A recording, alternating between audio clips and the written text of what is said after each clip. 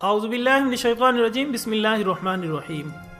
خواتین و حضرات، نالج فیکٹری میں خوش آمدید۔ ناظرین اکرام، اللہ نے اپنی تمام مخلوقات کو نہ صرف بے شمار صلاحیتیں دیں بلکہ انہیں مختلف حواس سے بھی نوازا، جن کے ذریعے یہ مختلف امور سر انجام دیتے ہیں۔ جیسے انسانوں کی ایک قسم جو جنگلوں، غاروں یا پہاڑوں میں رہتی ہے، ان کے اندر یہ صلاحیت ہوتی ہے کہ یہ خطرات کو بہت دور سے ہی پہچان لیتے ہیں۔ مثلاً اگر طوفان آنے والا ہو تو انہیں آسمان کی رنگت یا ہوا کی بو سے اندازہ ہو جاتا ہے، یا زمین سے کان لگا کر یہ اندازہ بھی لگا لیتے ہیں کہ زلزلہ آنے والا ہے۔ ناظرین، انسان تو انسان، اللہ نے چرند اور پرند میں بھی ایسی خصوصیات رکھی ہیں جس سے یہ نہ صرف دشمن دوست کا پتہ لگا لیتے ہیں بلکہ ہر طرح کے خطرات کو بھی بھانپ لیتے ہیں۔ اگر طوفان یا زلزلہ آنے والا ہو تو گھوڑا اپنے کان گھمانے لگتا ہے، بارش سے پہلے چونٹیاں اپنا کھانا اکٹھا کر لیتی ہیں۔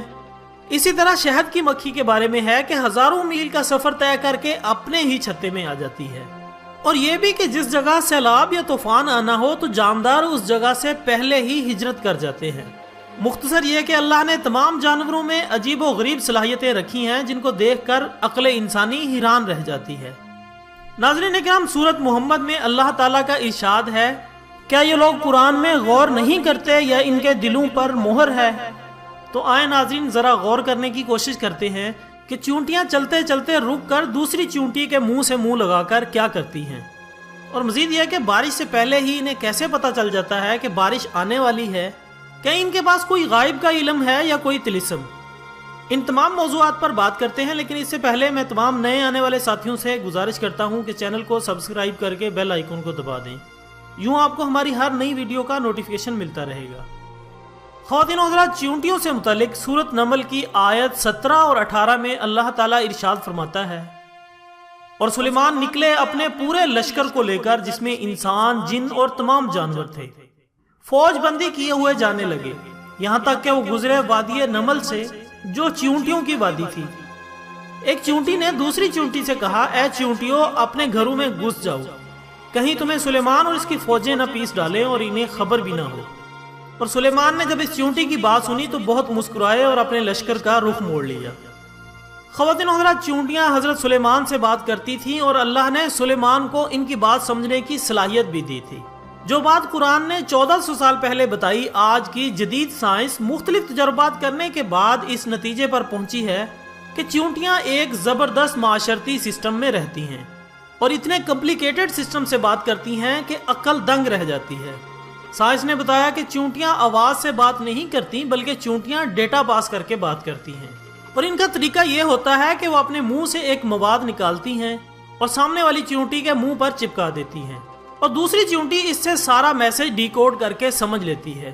اس لیے آپ نے اکثر دیکھا ہوگا کہ چیونٹیاں چلتے چلتے رک کر دوسری چیونٹی کے منہ سے منہ لگا کر آگے چلی جاتی ہیں۔ یہ وہ پروسیس ہوتا ہے جس میں وہ ڈیٹا پاس کرتی ہیں۔ اور خواتین و حضرات، میری سوچ کے مطابق یہی وہ قدرت کا عمل تھا جس کو مد نظر رکھ کر انسان نے انفراریڈ جیسا آلہ ایجاد کیا۔ یہ آلہ دو موبائلز کو آپس میں ملانے سے ایک موبائل کا ڈیٹا دوسرے موبائل میں منتقل کرتا ہے۔ ناظرین اکرام، جدید ریسرچ میں یہ بات ثابت ہو چکی ہے کہ چیونٹیاں آپس میں نہ صرف بات کرتی ہیں بلکہ ایک زبردست نظام کے تحت زندگی گزارتی ہیں۔ بڑے بڑے سائنسدان یہ بات ماننے پر مجبور ہیں کہ قرآن کسی شخص کا لکھا ہوا کلام نہیں ہے۔ ناظرین اکرام، آپ نے اکثر دیکھا ہوگا کہ بارش سے پہلے چیونٹیاں اپنے گھر کے باہر گول چکر لگانا شروع کر دیتی ہیں اور مٹی کے پہاڑ بنا لیتی ہیں تاکہ بارش کا پانی ان کے گھر میں نہ آ سکے۔ تو ناظرین، انہیں وقت سے پہلے بارش کا اس لیے اندازہ ہو جاتا ہے کیونکہ ان میں قدرتی طور پر ایک سینسر موجود ہوتا ہے جسے ہائیڈروفولک کہتے ہیں۔ جب ہوا میں نمی کا تناسب زیادہ ہو جاتا ہے تو چیونٹیوں میں موجود یہ سینسر اسے محسوس کرتا ہے اور چیونٹیوں کے دماغ کو بارش سے متعلق پیغام پہنچاتا ہے۔ اس طرح چیونٹیاں بارش سے پہلے ہی اپنے کھانے پینے اور رہن سہن کا انتظام کر لیتی ہیں۔ ناظرین اکرام، آپ نے محکمہ موسمیات کو دیکھا ہوگا، وہ بھی اسی عمل کو دہراتے ہوئے ہوا میں نمی کا تناسب نوٹ کرتے ہیں اور پھر بتاتے ہیں کہ بارش کے کیا چانسز ہیں۔ تاریخ گواہ ہے کہ جنہوں نے قرآن میں غور کیا، ان لوگوں نے درختوں کے نیچے بیٹھ کر نہ صرف زمین کا حجم بتایا بلکہ یہ بھی بتایا کہ انسان پرندوں کی مانند کیسے پرواز کر سکتا ہے۔ اگر ہم قرآن میں غور و فکر کریں تو ایسی ایجادات کر سکتے ہیں کہ نسل انسانی حیران رہ جائے۔ اللہ قرآن میں بار بار فرماتا ہے کیا یہ قرآن میں غور نہیں کرتے؟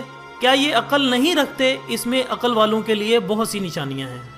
ناظرین اکرام، اللہ تعالی ہمیں قرآن پاک کو سمجھنے اور اس پر عمل کرنے کی توفیق عطا فرمائے۔ ایک نئی ویڈیو کے ساتھ دوبارہ حاضر ہوں گے، تب تک کے لیے اجازت دیجیے گا۔ اپنا دوستوں، رشتہ داروں اور گرد و نواح کے تمام لوگوں کا بہت خیال رکھیے گا۔ اللہ حافظ۔